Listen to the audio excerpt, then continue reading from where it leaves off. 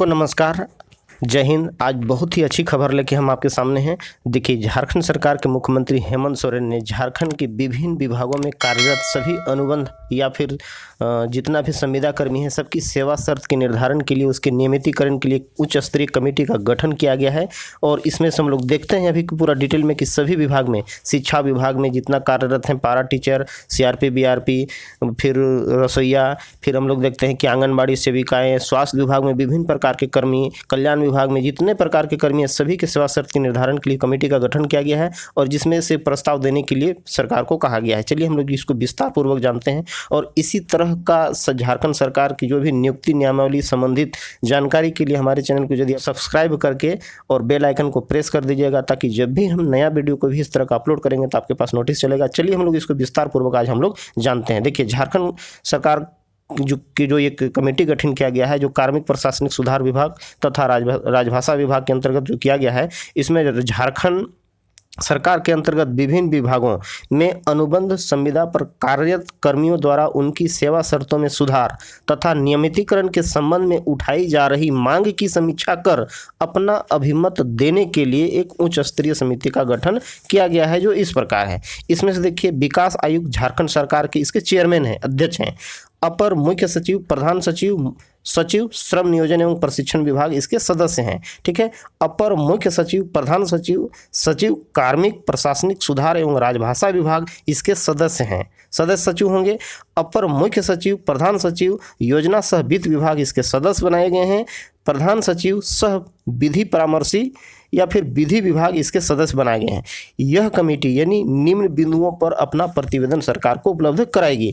विभिन्न विभागों अथवा कार्यालयों में अनुबंध या संविदा के आधार पर कार्यरत कर्मियों की संख्या, अनुबंध संविदा पर की गई इन नियुक्तियों में अपनाई गई प्रक्रिया की विवरणी, किस प्रक्रिया के अंतर्गत उसकी नियुक्ति की गई थी, चयन किया गया था। अनुबंध संविदा पर नियुक्त इन कर्मियों की सेवा शर्त, सेवा अवधि, मानदेय की विवरणी मांगी गई है। माननीय सर्वोच्च न्यायालय, उच्च न्यायालय के न्यायाधीशों एवं अन्य आदेशों के आलोक में अनुबंध संविदा पर नियुक्त इन कर्मियों की सेवा शर्त या सेवा नियमितीकरण की संभावनाएं, इन कर्मियों की वर्तमान सेवा शर्त में क्या सुधार होगा, इसकी परामर्श संबंधी इसको रिपोर्ट सरकार को देना है। आप देख रहे हैं इसमें झारखंड सरकार के विभिन्न सचिव जो हैं इसमें से अपना सिग्नेचर किए हुए हैं।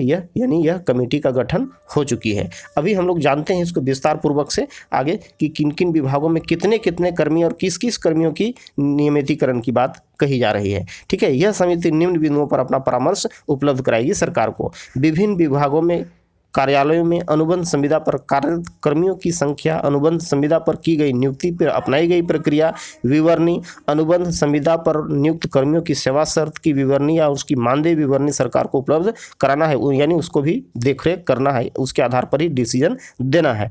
सर्वोच्च न्यायालय, उच्च न्यायालय आदेश, न्यायालय के न्यायाधीशों तथा अन्य आदेशों के आलोक में अनुबंध संविदा पर नियुक्त कर्मियों की सेवा नियमितीकरण की संभावनाएं, अनुबंध संविदा कर्मियों की वेतन सेवा शर्तों के सुधार के संबंध में इस तरह प्रावधान सरकार को ये देगा।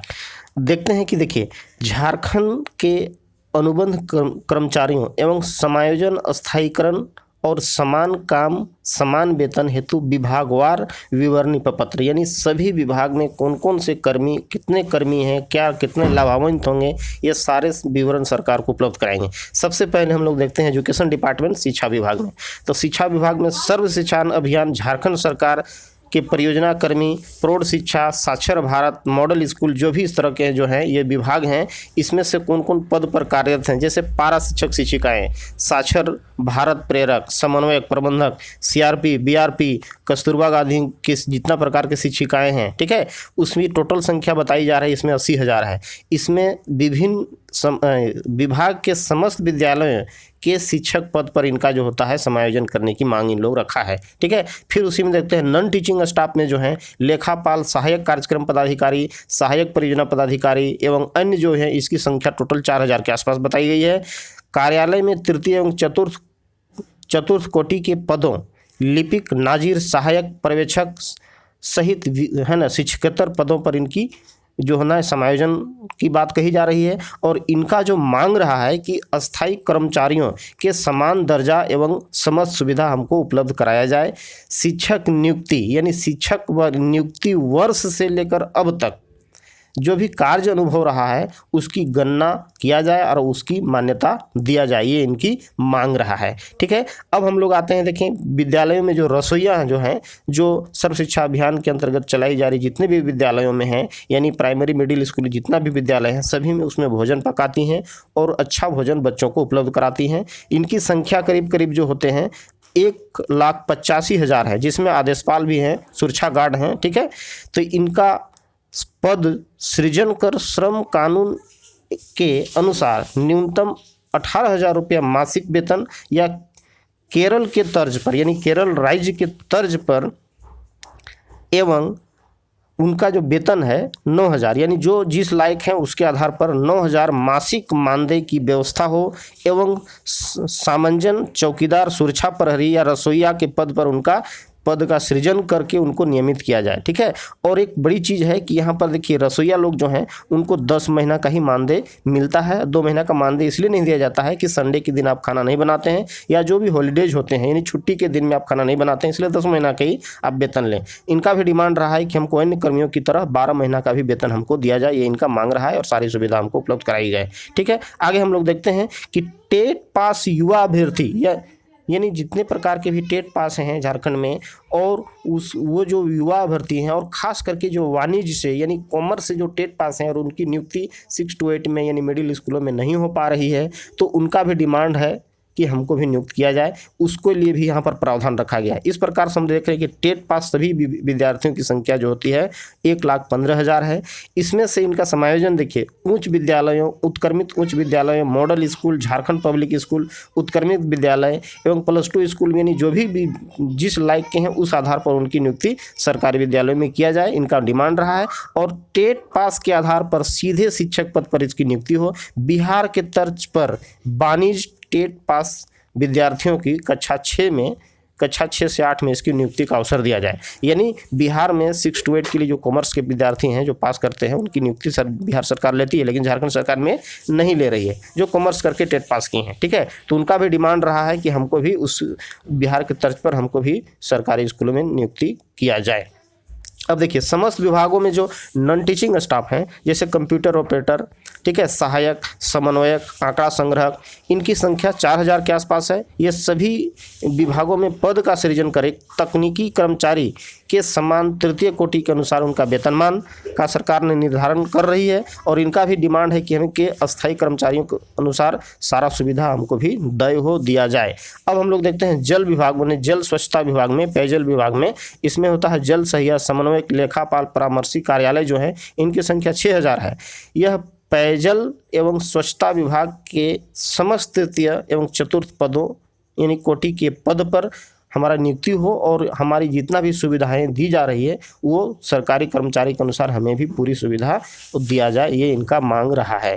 ठीक है, और उसकी मांगों को भी सरकार ने यहाँ पर मेंशन किया है और उसकी सुधार के लिए कमेटी को निर्णय देने को कहा गया है। चलिए अभी हम लोग देख रहे हैं कि ग्रामीण विकास विभाग की बात करते हैं। तो ग्रामीण विकास विभाग में जो है मनरेगा, पंचायती राज योजना, वित्त, सांख्यिकी, श्रम नियोजनालय एवं प्रशिक्षण, कार्मिक एवं प्रशासनिक राजभाषा, जिला कार्यक्रम, जिला ग्रामीण विकास अभिकरण, भूमि सुधार, राजस्व, उद्योग, पेयजल एवं स्वच्छता, यहाँ पर जो भी है जैसे जो भी काम करते हैं जैसे लेखा सहायक, कंप्यूटर सहायक, ग्राम रोजगार सेवक, तकनीकी सहायक, प्रखंड कार्यक्रम पदाधिकारी, इनकी टोटल संख्या जो बताई जा रही है 7,000 के आसपास।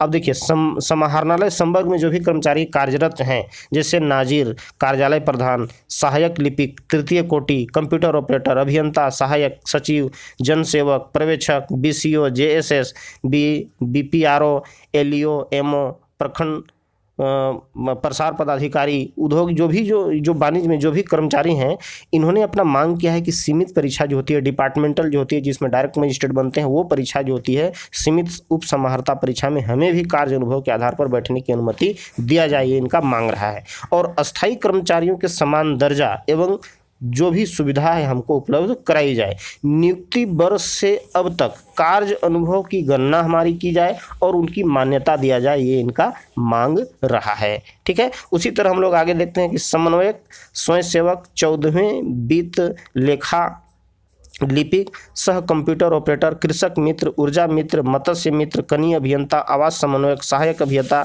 वित्त प्रबंधक परियोजना, श्रम एवं श्रम शिक्षा, श्रम मजदूरी जैसे कि DRDA है ना, कर्मी, जल सहिया, उद्योग या समन्वयक जो भी कर्मचारी हैं, इनकी संख्या टोटल जो है 30,000 के आसपास है।